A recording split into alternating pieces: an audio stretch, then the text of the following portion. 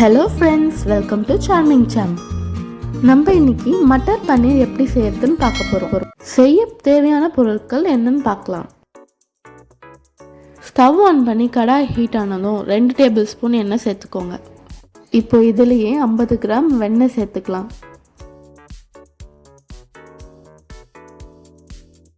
Butter melt ஆனதும் இதில் இப்போ 2 பிரிஞ்சி இலை, 2 ஏலக்காய், ஒரு நட்சத்திர சோம்பு, 2 கிராம்பு இதெல்லாம் சேர்த்ததும் 3 வெங்காயம் அரைச்சி பேஸ்ட் பண்ணி வச்சுருக்கேன். இப்போ அதை இதில் சேர்த்துக்கலாம். வெங்காயம் சேர்த்ததும் ஒரு 3 to 5 மினிட்ஸ்க்கு நல்லா இதை மிக்ஸ் பண்ணி விட்டுக்கோங்க. இப்போது 2 ஸ்பூன் அளவுக்கு இஞ்சி பூண்டு பேஸ்ட் சேர்த்துக்கோங்க. இஞ்சி பூண்டு பச்சை வாசனை போகிற வரைக்கும் நல்லா வதக்கிக்கலாம்.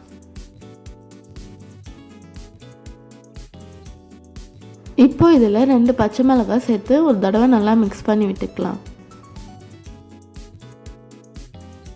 2 தக்காளி அரைச்சி வச்சுருக்கேன். இப்போ அதை இதில் சேர்த்துக்கலாம். இப்போ இதை ஒரு தடவை நல்லா மிக்ஸ் பண்ணி விட்டுட்டு ஒரு மூடி போட்டு 5 நிமிஷம் வரைக்கும் இதை கொதிக்க விடலாம். ஓகே, இப்போ அடுத்தது இதில் மசாலாலாம் நம்ம ஆட் பண்ணிக்கலாம். மிளகாய் தூள் 1 ஸ்பூன், மஞ்சள் தூள் 1/4 ஸ்பூன் அளவு, தனியாத்தூள் 1/2 ஸ்பூன் அளவு இதெல்லாம் சேர்த்ததும் ஒரு தடவை நல்லா மிக்ஸ் பண்ணிவிட்டு 1/2 ஸ்பூன் அளவு கரம் மசாலா சேர்த்துக்கிட்டு இப்போ இதையும் நல்லா மிக்ஸ் பண்ணி விட்டுட்டு குழம்புக்கு தேவையான அளவு உப்பு சேர்த்துக்கோங்க. மசாலாலாம் சேர்த்ததும் இது ஒரு 5 நிமிஷம் நல்லா கொதிக்க விட்டுக்கோங்க. இப்போ இதில் 1 ஸ்பூன் அளவுக்கு தயிர் சேர்த்துக்கலாம்.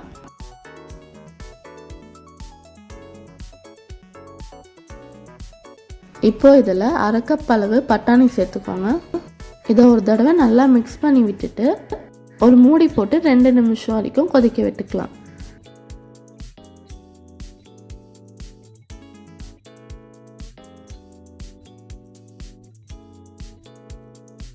அடுத்து நம்ம பன்னீரை ஃப்ரை பண்ணி எடுத்துக்க போகிறோம். இது ஆப்ஷனல் தான், நம்ம பன்னீர் ஃப்ரை பண்ணாமையும் அதில் சேர்த்துக்கலாம். இப்போ ஒரு பேன் வச்சு பேன் ஹீட் ஆனதும் ஆயில் கொஞ்சம் பட்டர் கொஞ்சம் சேர்த்து நம்ம எடுத்து வச்சுருக்க பன்னீரை இதில் சேர்த்துக்கலாம். மீடியம் ஃப்ளேமில் வச்சு ஃப்ரை பண்ணிக்கோங்க. இப்போ ஒரு சைடு இந்த மாதிரி கோல்டன் ப்ரௌன் கலர் வந்ததும் இன்னொரு சைடு நம்ம திருப்பிக்கலாம்.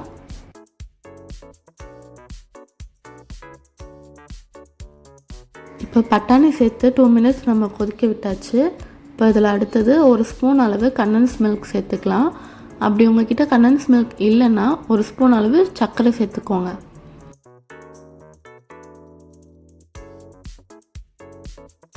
இப்போது பன்னீர் 2 சைடுமே நல்லா ஃப்ரை ஆகிடுச்சு.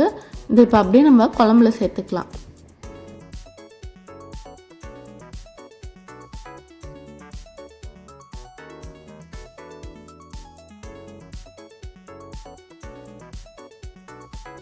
இப்போது பன்னீர் ஆல்ரெடி வெந்துடுச்சு, அதனால் இப்போ ரொம்ப நேரம் வேக வைக்கணும்னு அவசியம் இல்லை.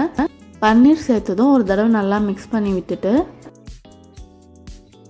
இப்போ இதில் கொத்தமல்லி இலை சேர்த்து ஒரு தடவை நல்லா மிக்ஸ் பண்ணி விட்டுக்கோங்க.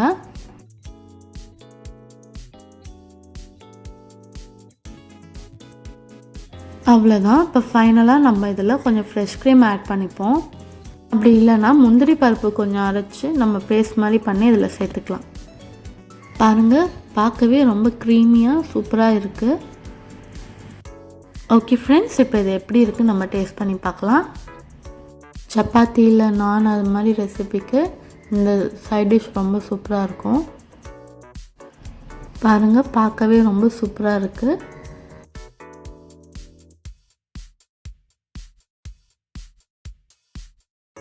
டேஸ்ட்டும் ரொம்ப ரொம்ப நல்லா இருக்குது. கண்டிப்பாக இந்த ரெசிபியை நீங்களும் வீட்டில் ட்ரை பண்ணி பார்த்துட்டு உங்கள் கருத்துக்களை கமெண்ட் செக்ஷனில் சொல்லுங்கள். உங்களுக்கு இந்த சேனல் பிடிச்சிருந்தா லைக் பண்ணுங்கள், உங்கள் ஃப்ரெண்ட்ஸ் அண்ட் ஃபேமிலி கூட ஷேர் பண்ணுங்கள். மறக்காமல் சார்மிங் சாம் சேனலை சப்ஸ்கிரைப் பண்ணுங்கள்.